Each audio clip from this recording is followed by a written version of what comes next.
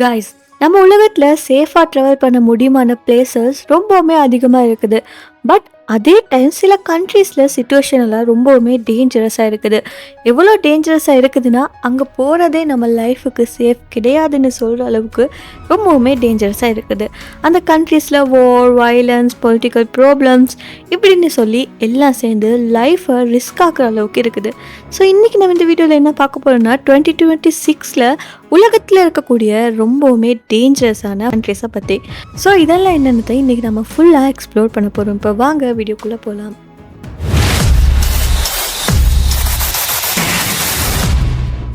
So அந்த லிஸ்ட்டில் முதலாவது நம்ம பார்க்க போகிற கண்ட்ரி பார்த்திங்கன்னா யமன். ஸோ இந்த நாடு ஏற்கனவே பல ஆண்டுகளாக போராட்டம், கலவரம் இந்த சூழ்நிலையில் தான் இருக்குது. இங்கே இருக்கக்கூடிய மக்களுக்கு உணவு பற்றாக்குறை ஒரு மிகப்பெரிய பிரச்சனையாக இருக்குது. சுத்தமான நீர் கூட கிடைக்காம அங்கே இருக்கிற மக்கள் எல்லாம் அவங்களோட அன்றாட வாழ்க்கையை வாழ்ந்துட்டு வராங்க. மருத்துவ உதவியுமே ரொம்பவுமே குறைவாக தான் இந்த மக்களுக்கு கிடைக்கப்படுது. இது எல்லாமே சேர்ந்து இங்கே மனிதர்களோட வாழ்க்கைக்கு ரொம்பவுமே டேஞ்சரஸான ஒரு சூழல் இருக்குதுன்னு சொல்லலாம். அது மட்டும் இல்லாமல் யமனோட கடற்கரை பகுதிகளில் முக்கியமான கப்பல் வழிகள் எல்லாம் இருக்குது. ஸோ அங்கே பல நேரங்களில் கப்பல்கள் தாக்குதல்கள் நடத்தப்படுதுன்னு சொல்லி செய்திகள் எல்லாம் வந்திருக்கு. ஸோ இதனால யமனுக்கு போகிறதுன்னு சொல்கிறது ஒரு ரிஸ்காக தான் இருக்குது. ஸோ அடுத்தது லிஸ்ட்டில் இருக்கக்கூடிய கண்ட்ரி பார்த்தீங்கன்னா ஆஃப்ரிக்காவில் உள்ள கங்கோ மக்கள் குடியரசுன்னு சொல்லக்கூடிய ஒரு நாடு. ஸோ இங்குள்ள முக்கியமான பிரச்சனை என்னென்னா 100க்கும் மேற்பட்ட ஆயுதம் வைத்த குழுக்கள் எல்லாம் போராட்டம் நடத்தி வருது இந்த நாட்டுக்குள்ளே. ஸோ இந்த நாடு ரொம்பவுமே வளங்கள் நிறைந்த நாடாக இருக்குது. குறிப்பாக தங்கம், கொபல்ட், வைரமுத்து இது மாதிரி விஷயங்கள் எல்லாம் இந்த நாட்டுக்குள்ளே இருக்குது. ஸோ இந்த வளங்களை கட்டுப்படுத்த தான் இந்த குழுக்கள் எல்லாம் போராட்டம் செஞ்சுக்கிட்டு வராங்க.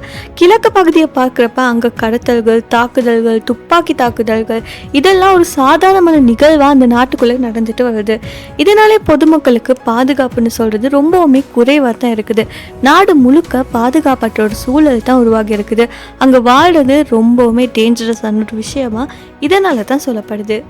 அதுக்கப்புறமா சூடான்.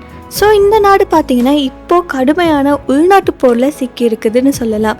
2 பிரதான இராணுவ குழுக்கள் அரசாங்கத்தை கட்டுப்படுத்த பவருக்காக நேரடி போராட்டம் நடத்திக்கிட்டே இருக்காங்க நாட்டுக்குள்ளே.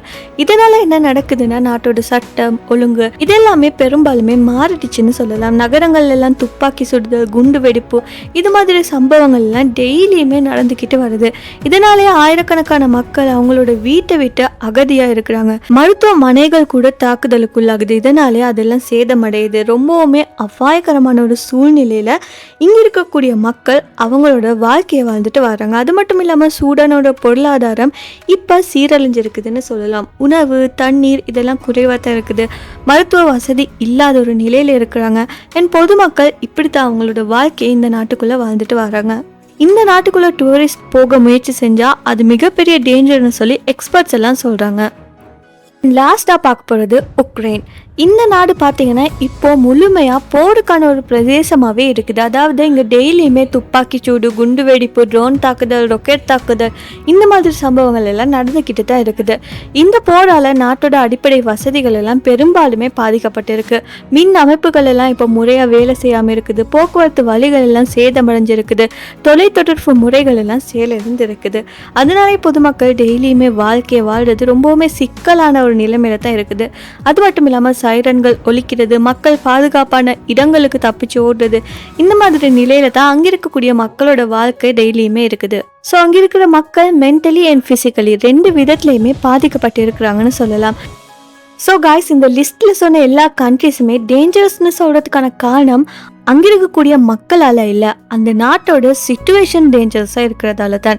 வார், பொலிட்டிக்ஸ், ரிசோர்ஸ், பவர் ஸ்ட்ரகிள்ஸ் இது மாதிரி காரணங்கள் எல்லாம் சேர்ந்து ஆர்டினரியான சிட்டிசன்ஸோட லைஃப்பை ரிஸ்கில் புஷ் பண்ணுதுன்னு சொல்லலாம். நம்ம உலகத்தில் பீஸ்ன்னு சொல்லக்கூடியது ரொம்பவுமே இம்பார்ட்டண்ட்டான விஷயம்னு சொல்லி இந்த நாடுகள் எல்லாம் நமக்கு கிளியராக காட்டுது. ஸோ இன் ஃபியூச்சர் இந்த பிளேசஸ் எல்லாம் சேஃபாக ஆகுன்னு சொல்லி நம்ம ஹோப் பண்ணலாம். ஸோ இது மாதிரி இன்னும் இன்ஃபர்மேட்டிவான வீடியோஸ் வேணும் மறக்காம இந்த வீடியோவை லைக் பண்ணி, ஷேர் பண்ணி, மறக்காமல் நம்ம யூடியூப் சேனலையும் சப்ஸ்கிரைப் பண்ணி பக்கத்தில் இருக்க பெல் ஐக்கானையும் கிளிக் பண்ணிக்கோங்க.